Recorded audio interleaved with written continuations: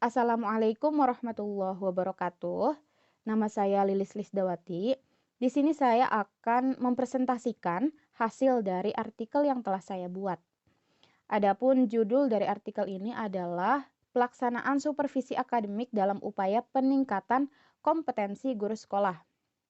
Nah, tujuan dari artikel ini adalah untuk menggali atau mengetahui informasi mengenai upaya apa yang dapat dilakukan untuk meningkatkan atau mengembangkan kompetensi guru.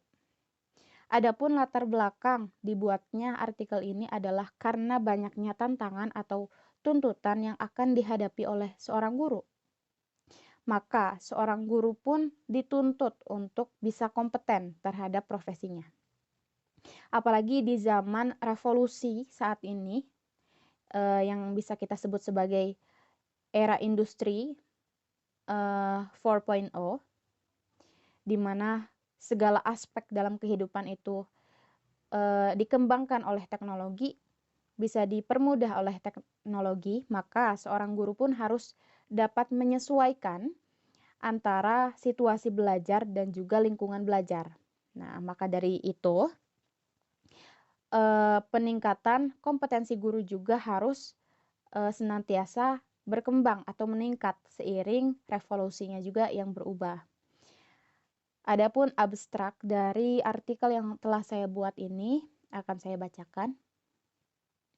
Guru merupakan salah satu komponen utama dalam ranah pendidikan yang memiliki tuntutan besar dalam pelaksanaan pembelajaran berdasarkan tujuan nasional pendidikan yang tertulis. Guru sebagai pendidik diharapkan mampu mengembangkan potensi peserta didik berdasarkan dengan kebutuhan mereka di masa depan. Kebutuhan peserta didik berisikan indikator pencapaian yang menghasilkan kompetensi kognitif, afektif, dan juga psikomotorik siswa. Berdasarkan hal terkait, guru setidaknya harus memiliki sertifikasi dan telah mengikuti kualifikasi guru dengan tujuan agar terciptanya guru yang kompeten dan profesional. Maka dari itu, artikel ini dibuat dengan tujuan untuk mengetahui upaya yang dapat dilakukan dalam meningkatkan kompetensi guru. Nah, bagaimana sih guru yang kompeten itu? Seorang guru atau pendidik yang berkompeten setidaknya dapat bersikap adil dalam kelas. Nah, bersikap adil di sini itu bukan menyamaratakan, tapi menyesuaikan. Dalam hal apa? Nah, dalam hal perbedaan biologi siswa, perbedaan psikologis, dan juga kemampuan intelektual siswa dalam kelas.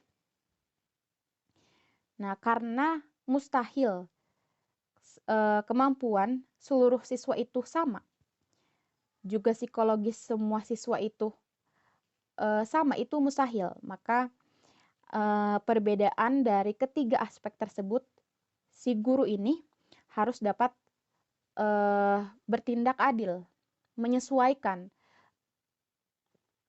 bagaimana kadar yang harus dituangkan pada siswa yang berkebutuhan banyak atau misalnya perhatiannya banyak, harus khusus, dan juga yang umum, general.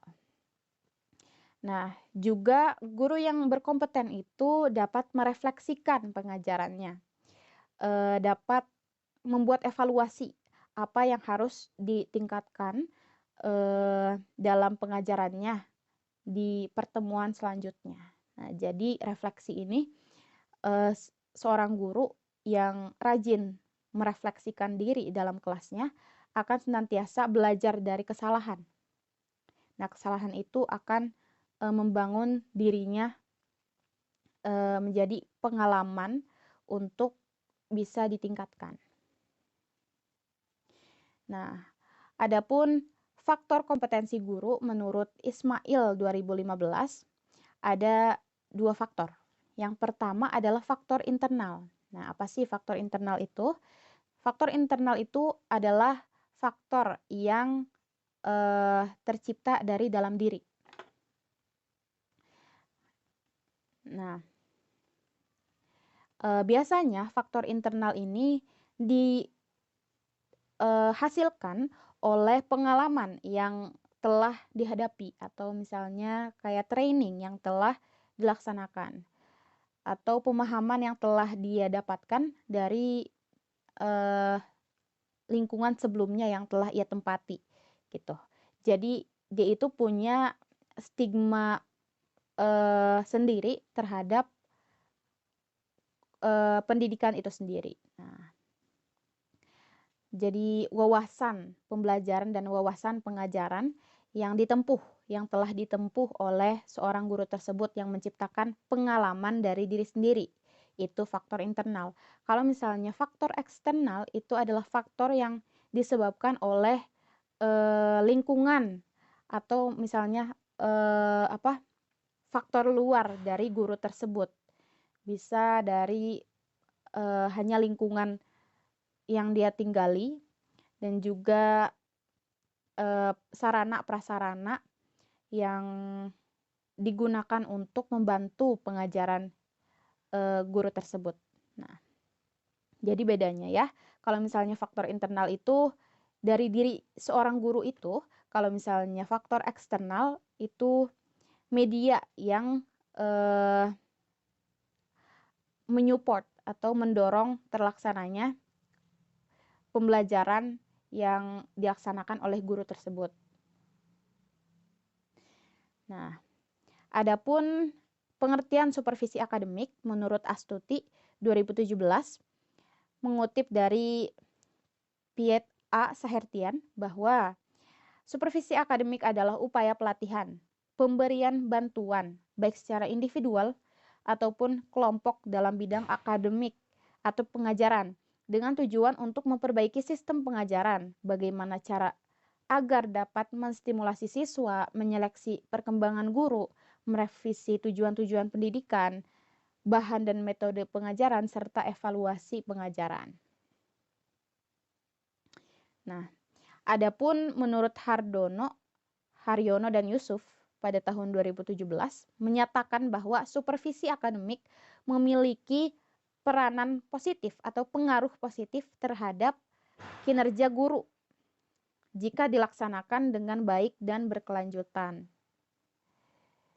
Nah, adapun pelaksanaan supervisi akademik dapat dilakukan oleh kepala sekolah jika lingkupnya itu ada di sekolah. Karena kepala sekolah itu berperan sebagai supervisor atau pembimbing. Nah, di sini kepala sekolah itu dapat memberikan pengarahan dan pembinaan pada guru secara berkelanjutan dan juga intensif. Tujuannya itu untuk menciptakan kegiatan belajar mengajar yang unggul atau yang berkualitas, yang lebih berkualitas.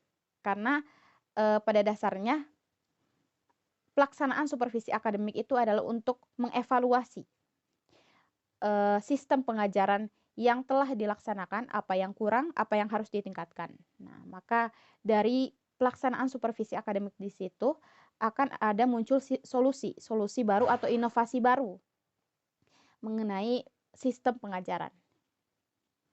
Nah, adapun kesimpulan dari artikel saya adalah pelaksanaan supervisi akademik yang dijalankan secara berkelanjutan akan mengembangkan kompetensi atau kemampuan seorang pendidik dalam bidang pendidikan. Karena di dalam supervisi akademik terdapat kegiatan yang mengacu kepada perbaikan sistem pengajaran, bagaimana cara agar menstimulasi siswa seperti yang sudah dibaca, juga merevisi tujuan-tujuan pendidikan, bahan metode pengajaran, dan juga pelaksanaan evaluasi yang menjadi poin utama dalam kegiatan supervisi akademik. Nah, jadi sebelum saya tutup, menurut saya pelaksanaan supervisi akademik itu penting di kawasan lingkungan sekolah. Jadi seorang guru itu harus bisa membina para tenaga kependidikannya sebagai guru atau pendidik agar dapat mencari atau bisa mengembangkan potensi yang ada untuk menjadi lebih unggul. Nah, saya tekankan, kegiatan atau pelaksanaan supervisi akademik ini bukan semata-mata untuk mencari kesalahan, tapi untuk memperbaiki sistem pengajaran yang ada, untuk bisa, mencari inovasi baru dari pengajaran yang sedang dilaksanakan. Oke, adapun daftar pustakanya ini dan juga ini. Cukup sekian dari saya. Mohon maaf apabila ada kesalahan dalam berucap. Mohon maaf dan terima kasih. Wassalamualaikum warahmatullahi wabarakatuh.